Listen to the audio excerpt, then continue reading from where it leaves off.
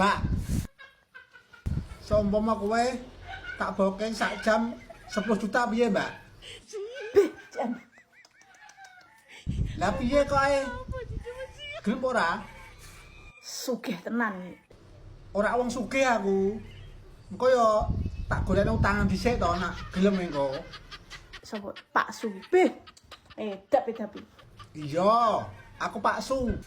Bos diesel iki rumah sama. Alah ora bos-bosan aku.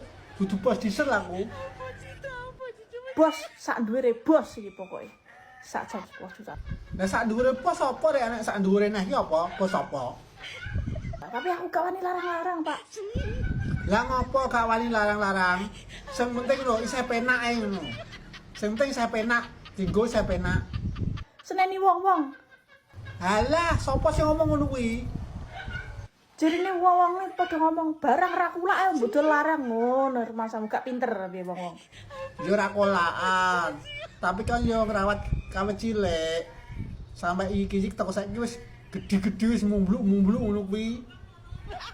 Seneni aku. Wis rasa wedi diseneni. Lah kira-kira arep mbok dol pira kuwi barange? Wis tak dol 200 tusuk 75, Pak. Wis nyangen, Pak. Ya wis, 100.000 piye? Gelem ora? Ngono ae aku ora payu jekan. Ya, wis tak murahno iki wisan. Wis tenang bae. Engko tak tambahi 20.000. Aja banter-banter aku jek larang sapine, Pak, aku iki. Sing penting isih penak to. Ye, masuk ora?